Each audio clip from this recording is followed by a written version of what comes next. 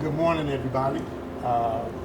As promised from myself and Yuli Huff, that we would have the opportunity to sit down with the mayor once again. We haven't sat down with him and broke bread since the campaign.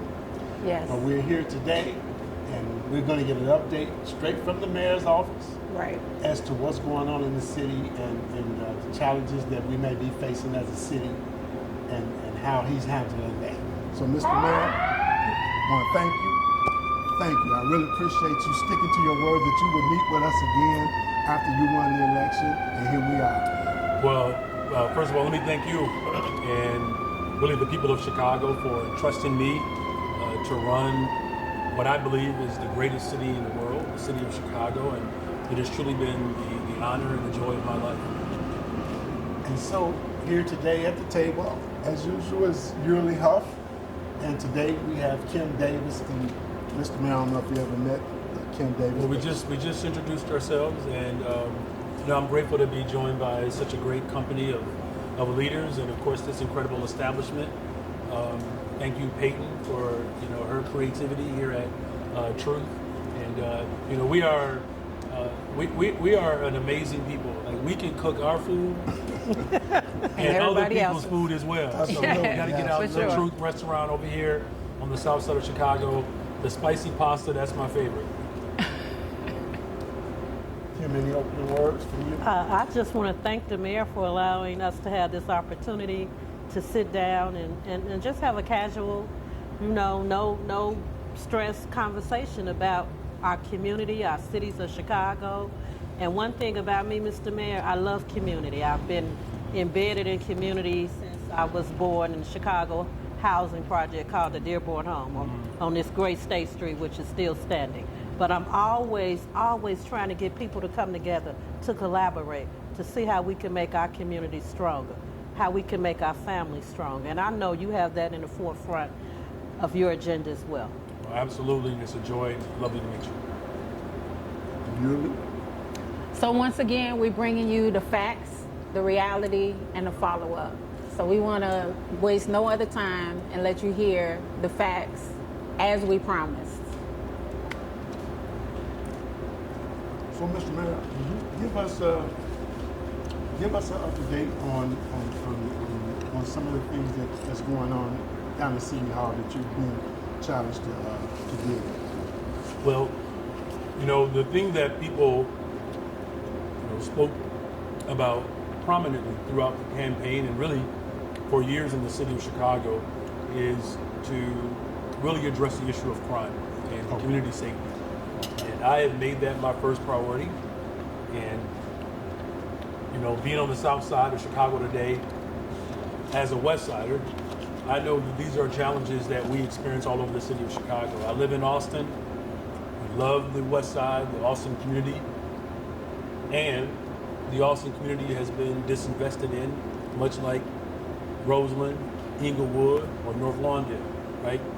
And because of that disinvestment, it has created a great deal of trauma, poverty, which leads to crime, and violent crime in particular.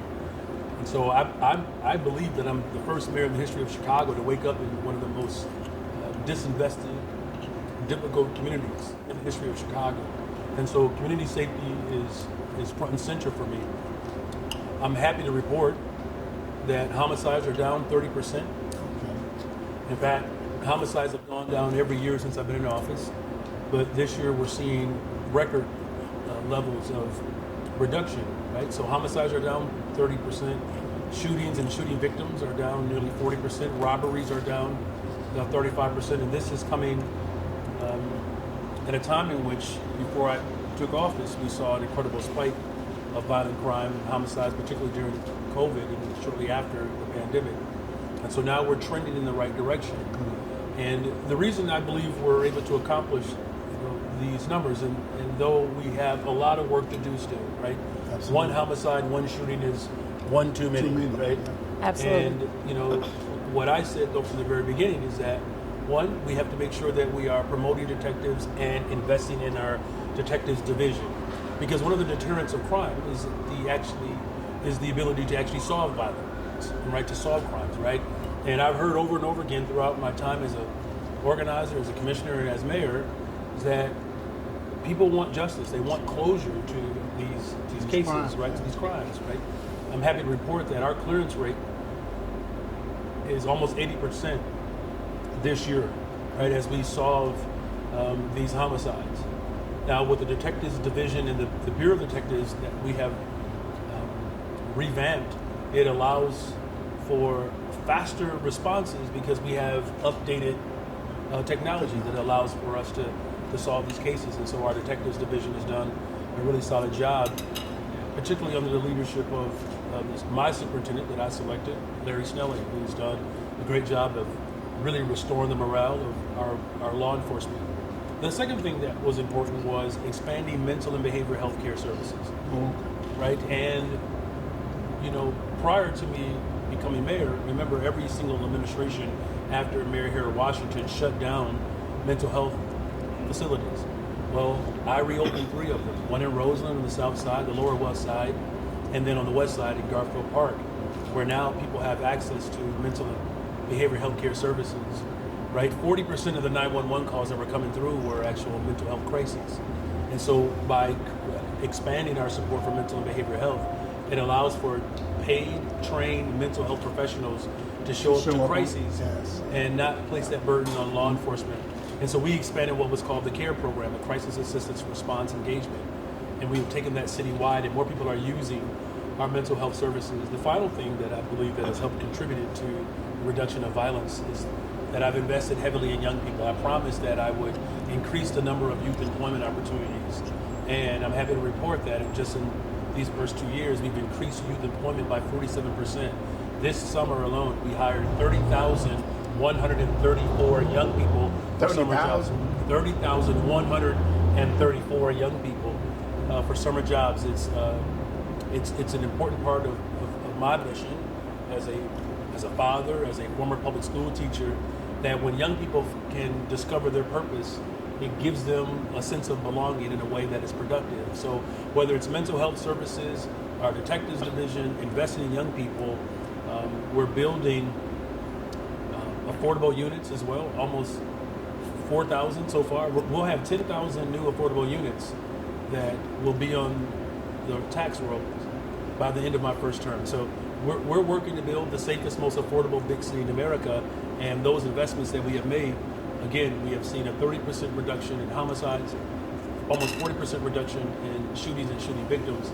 More work to be done, but we are in a much better, stronger, and safer position because of these investments. So this goes to my point. If I sit down and watch 2579 and Fox all day, I never know this. Now, why would you do that, though? Well, that's a good question. But I'm just, that's where people get their I'm news saying from. that Yeah. right, this is where we're supposed to get our news from. But I would never know this. So we have to solve that. We have to solve that problem. We have to get out here and make sure that your message is being told in a holistic way. You know what I mean? It's just it's a shame that we wouldn't know that. But, Well, one of the things that I can admit to is something that I'm committed to doing a better job at is communicating to our people the what we're doing and why we're doing it.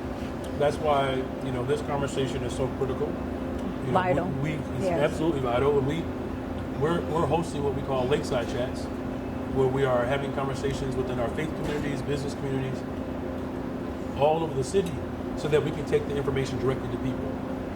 I had a strong conviction after spending some time in Bible study, Mark chapter 8, where Jesus warned the disciples. He said, beware of the yeast of the Pharisees.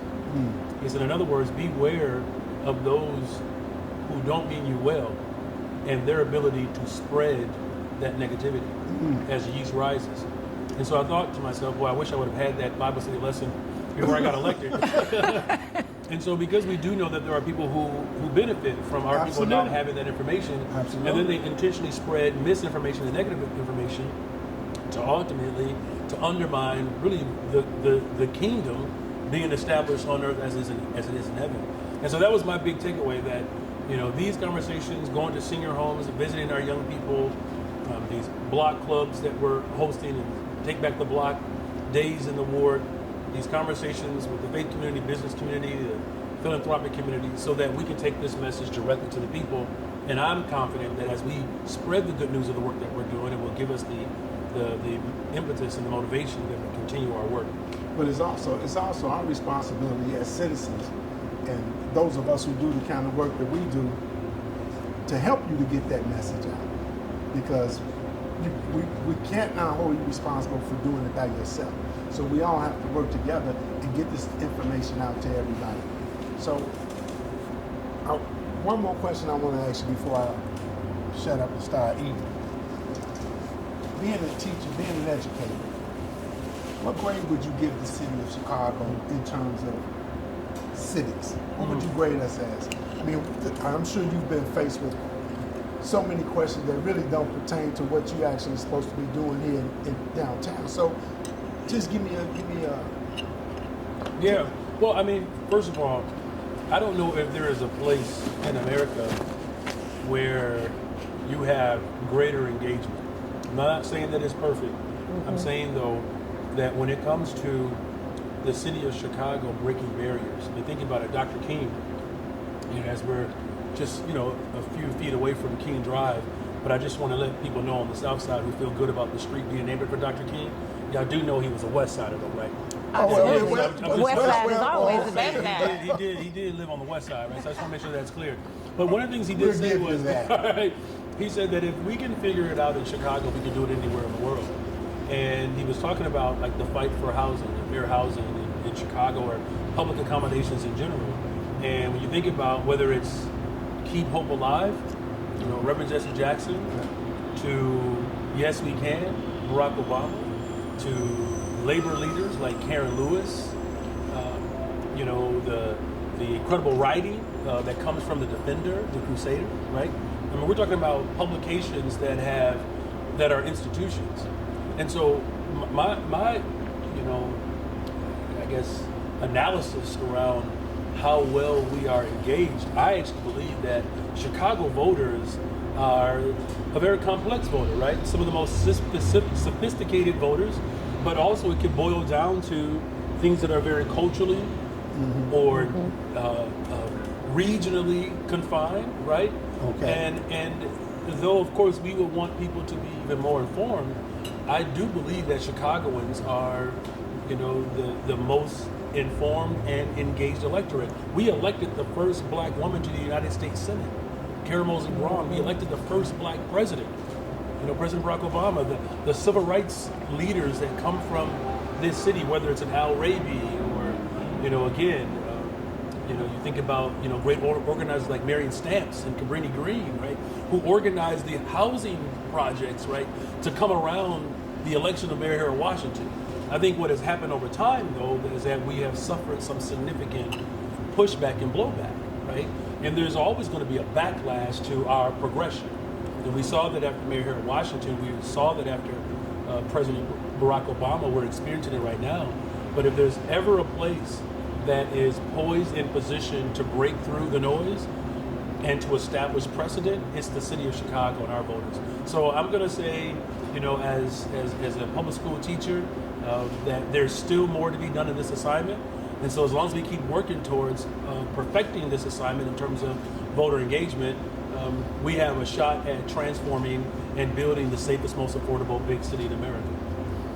So do you agree that our schools are lacking strong civic programs? I would say that's a great question. So when I taught middle school, every seventh grader in the city of Chicago goes through the Constitution test, right? I taught the Constitution.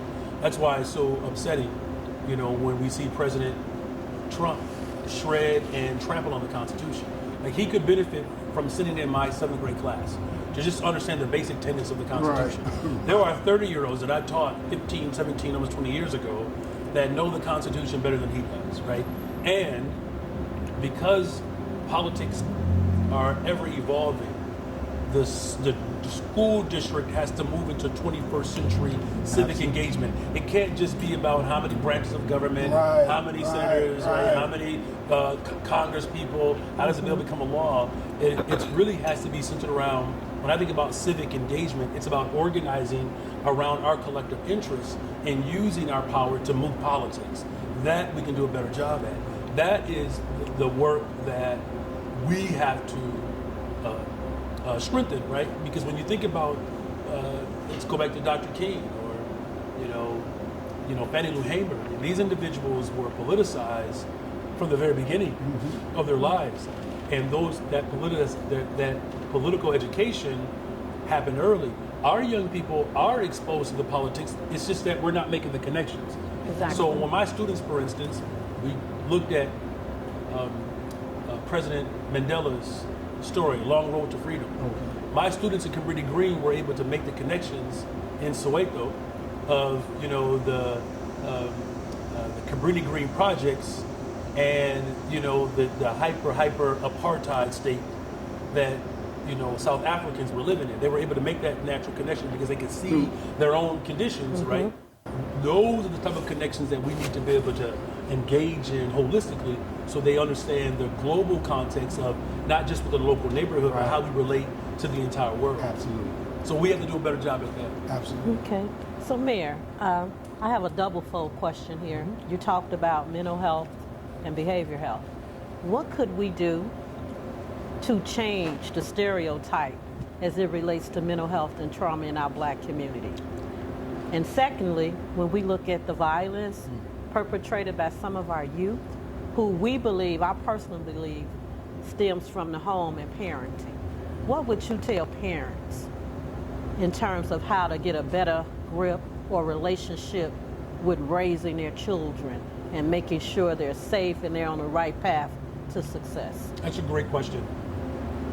First, we got to talk about it. Absolutely. We got to tell the story, to tell the truth. And I may have shared this before. My daughter, who's 11 years old now, several years ago, we were in an exchange right after the pandemic. We had been in the house together for almost 2 years. And I'm having an argument, essentially, with my baby girl. She's 6 years old, which, I know folks want to revoke my black card because I was in an argument with a little black girl. Don't judge me. It's just 21st century black parenting, right? No judgment here. Don't judge. So we're going back and forth a little bit, and she interrupted the conversation, and she said, "Dad, you are triggering me." Right? Of which, at that point I was triggered, right? But then I paused for a second. I thought for a second, the fact that my daughter had the language and felt comfortable saying something doesn't feel right, her uncle, my oldest brother, who she never met, who died addicted and unhoused, had he had that language and had the ability to say ouch, I think he would still be here today, right? Okay. And so by talking about it, our children are far more I guess available to be able to talk about what's happening Than we were. right?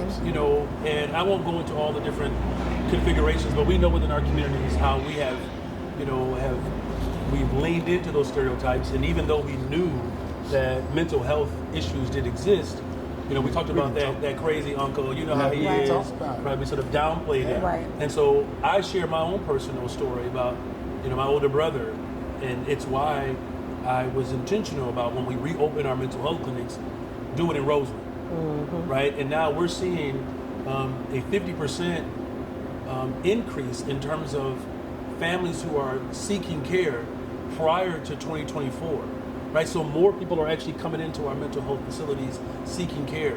We also expanded the care program, where when instead of calling 911, because this is another stigma, we have not only ignored it, the stereotype, but we've also Hasn't been criminalized addressed. it. Yeah. Right? And so someone has a mental health issue, and the first reaction is send a police officer and lock them up, right? And so that's how we break through those stereotypes, talk about it, and then let's not criminalize it. And those are the investments that I've made. We're talking about millions of dollars of new investments just for our mental health. And then as far as our parents are concerned, look, it's hard to imagine that my students are now parents, right? I had them at 12, 13 years old, right? And they walk around with children, right? And what we have to do, and what my advice to parents in this moment is, know everything about your child, especially once they get to the age when they were in my classroom. Yes. What happens sometimes in our communities, from infant to about 4th, 5th grade, we're on them, we're providing them with all of the direction that they need. And then when they get to middle school, you think, well, I've done my part. They should be able to know right from wrong. 7th and 8th graders are, first of all, it's the weirdest age group, right? If you have ever had a 12 to a 15-year-old, even a freshman in high school, brains have not fully developed. We have to stay on the case. When these gatherings are taking place, don't let your children go to those unauthorized gatherings, right? And so it's a matter of showing up and being available, constantly in conversations with them, and don't be afraid to have difficult conversations with your children today. They actually want it. As much as they might roll their eyes or look odd or awkward, they want that conversation. That's how they know they are loved and cared for. So, Mayor, in keeping the connection and continuing to reach out to the community, what are some of the plans that you have going forward that we should be aware of, that we need to know about, that we have the ability to support and embrace, to support you in the continued effort of all of that we talked about prior? That's an excellent question. And, the type of economic development that we need in our communities is vital to the lifeblood and sustainability of our community. And I know that you have vision for the city of Chicago. There are a number of people that have vision for the city of Chicago. So I put forth a $1.25 billion investment bond for economic development and housing. It's the largest investment in the history of Chicago. I mean, we're talking about, hundreds of millions of dollars annually that's dedicated to the rebuilding and the restoration of our communities. As I said, we're on pace to build at least 10,000 affordable units within the first term, and we have a long way to go, but we are working to repopulate the west and south sides of Chicago. I want developers to come together to participate in the economic vitality of our city. And our economy is growing. Yes. So when we look at a couple of indicators, our airports, but particularly O'Hare, has literally broken records in terms of the number of people who are coming through O'Hare. We are essentially this close to becoming restored as the #1 busiest airport in the entire country. Our hotel occupancy, it's up, right? Pre-pandemic numbers. Ridership on our public transportation is up since I've been in office, almost 12%. We're talking about 300 million riders. The amount of activity that's coming through the city of Chicago right now, we haven't seen this since pre-pandemic, right? Right. And so I want, this space and your networks to be connected to my administration so they can participate in our revival. I've put a great deal of money in homelessness as well. We've expanded our homeless shelter beds by 126%. I just put forth another $40 million to repair many of our shelters where, our people don't get the dignity of housing transition. It's the largest investment for homelessness in the history of Chicago. So between homelessness and housing and small businesses and economic development and youth employment and violence going down the city of Chicago, we're talking about in just over 2 years, we have seen unprecedented transformation during some of the most hostile political moments that we've ever had. And so I'm going to continue to, stand up for our people as Trump works to investigate me because apparently he believes I'm hiring too many black people, which this is the same president who said that folks were taking black jobs. I'm providing black jobs, and he wants to investigate me for it. Shows you how disingenuous he is. He's coming after our education system. He's coming after, Medicaid, which our people utilize from the Affordable Care Act through, Obama's time in administration. He's coming after food, right, the SNAP program. And so we're going to set up a fight to make sure that we're making investments, particularly on the west and south sides of Chicago, because as the west and south side goes, the rest of the city will, right? And so, we can make sure that we are addressing the historic disinvestment, particularly around the other thing that I would say I would need your engagement with. We have put forth $500,000 towards our reparations task force so that we can come up with a comprehensive plan for reparations to be delivered to our people. In our development, we are providing more opportunities for black developers. So with our Missing Middle program, building more affordable units, our first 7 developers, 6 of them are black, 3 of them are women, to build more housing on the west and south side of Chicago, you all. So it's going to take all of us. I can't do this by myself, but Yes. conversations like this around how we can build the safest, most affordable big city in America, it's so critical to our people. And I really thank you all for the space, and thank you, Peyton, for my favorite dish here at Truth here. Well, you're always welcome, always, to come and sit, and we'll always feed you. So we just want to make sure that we keep the connection, and we build and enhance and strengthen that connection. So if there's ever any question that any Chicagoan has, they have a resource to come and get the facts. They can watch whatever they want to watch, but we want you to come and get the facts here. That's right. That's right. Yes. Right. Always a pleasure. Likewise. And we will do this again. We right? certainly will. Absolutely. Yeah. Absolutely.